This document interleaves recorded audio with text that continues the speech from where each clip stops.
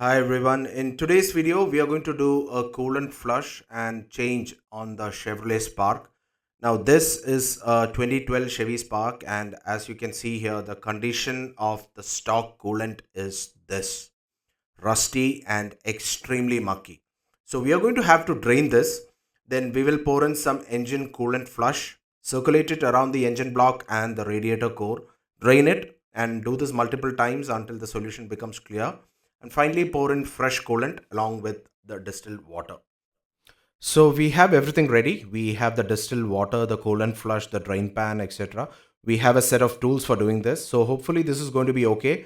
Let us see how this goes. The first thing we have got to do is drain some stock coolant from the reservoir so we can pour the coolant flush. Let us see how we do that. This is the outflow from the coolant reservoir, and this pipe is the inlet. So we'll remove this hose clamp and disconnect this hose and lead it to the drain pan. Use a set of pliers to loosen the hose clamp and pull the hose out from the coolant reservoir. Be careful, if you have driven the car for some distance, this hose can get really hot. Connect it to another hose and lead it to the drain pan. Once you start the engine, you can see that the level of coolant quickly comes down and it is drained out to the pan below. You will have to fill it with water in the meantime to avoid the engine being overheated. Guys, check out the insides of the coolant reservoir. It is entirely filled with that muck. I'm going to have to clean it out. That's the same condition for the coolant as well that has been drained out. Now we have set up this arrangement here for getting a pressure head for the water flow. We have mounted a water carboy or can on top of a stool over an inverted garbage can so we can get some pressure head. With a siphon, we can get the water flowing. Not as much as pressure like from a tap, but this is more than enough for the flush job. Now we will adjust the throttle from the engine bay, and that will in turn push all the stock coolant solution from the system to the drain pan. Fresh water keeps filling the reservoir tank so the system never runs dry. Guys, look at the amount of mucky coolant solution that has come out of the car. Now what we'll do is we'll do one more round of this water filling. We are just going to flush it with tap water for now, and then we will put in the coolant flush and distilled water. Circulate it through the entire engine block and the radiator core and then flush it out. Do this a couple of times and then we will put in the fresh coolant and the distilled water. Guys, so we are almost through the second bottle as well and things are a bit better. It's a little less muckier as you can see here. Now what we'll do is we'll put in the coolant flush. Now as you can see on the inside, the heater has also been turned on. It is at the maximum temperature and maximum fan speed, and the heater is on. You can feel the warm air being blown. So what happens is the coolant also gets circulated through the heater core of the HVAC system as shown in the coolant circuit diagram here. Before we pour the coolant flush concentrate, connect the coolant return hose back to the reservoir. So after two flushes, let us pour the coolant flush concentrate into the reservoir tank. Now, you really don't have to use the radiator flush if you do constant flushing, say once every 3 years. Now, in this car, I don't believe the coolant has been changed ever since it was purchased. That was in 2011, so that's a really long time. So now we'll pour in water and then distill water and circulate it. Let it go through the radiator block and through the heater core as well. The instructions on the bottle says you have to idle the engine for 10 to 30 minutes.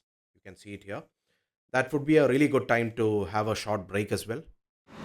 Guys, some lovely poha that Amit's mother has made. So we'll have that as the thing gets circulated. As you can see that the current temperature is hovering around 90 degrees. Now Amit's instrument cluster is out of order except the warning symbols. So you can see that the MID dancing with all the lights, it doesn't work. We have connected a wireless OBD adapter to the OBD port and it gives these readings through the Torque OBD app. Current temperature is slightly above 90. We are almost through. What we'll do is drain all the coolant flush with the distilled water, and then we'll do a couple of more flushing and that should be it. Guys, now we will remove this coolant return line from the reservoir and be very careful. It is extremely hot. You can see it steaming. Temperature was in excess of 90 degrees.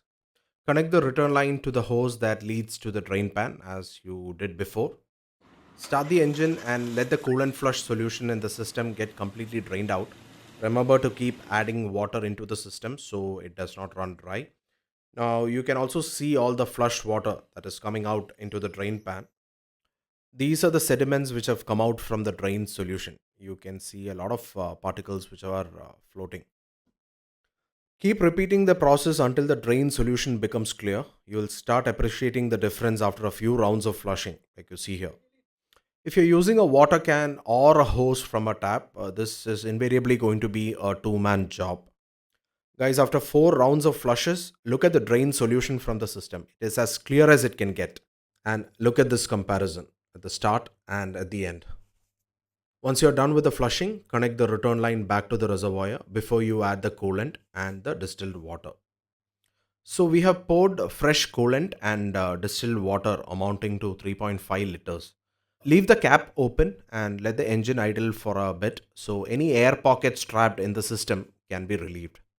Guys, and for the Chevy Sparks coolant change, all you need is a plier to get this hose clamp loosened. You don't need any other tool, so that's a big plus. So that would be all. We have completed the coolant flush on the Chevy Spark. Ensure that you flush your coolant and change it as mandated in the owner's manual. If it's not specified, do it once every 3 years. That will prolong the life of your coolant system and give you better performance. So that would be all until the next video. Thank you.